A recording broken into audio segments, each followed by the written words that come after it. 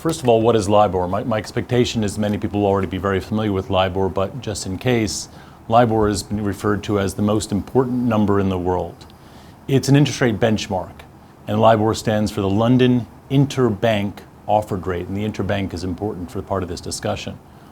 Since it's been around for a long time, but since 2014, it's been administered by the ICE Benchmark Administration. And what LIBOR is meant to represent, it's meant to represent a bank's, a lender's cost of funds. So it's its wholesale price on top of which it would put a commercial spread depending on the credit risk of the borrower or the transaction.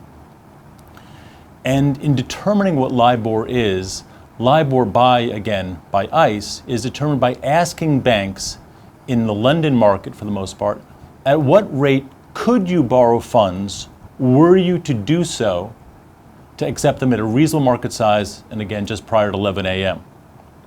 It's calculated for multiple currencies and for multiple tenors. The most common tenors that we find in our practice are 3 months and 6 months. And it's determined based on submissions from banks in the market, somewhere between 11 and 16 contributor banks, on their wholesale unsecured funding transactions on an interbank basis. They take the arithmetic mean of these, eliminate the outliers, and that's what LIBOR is, and again, published on a daily basis.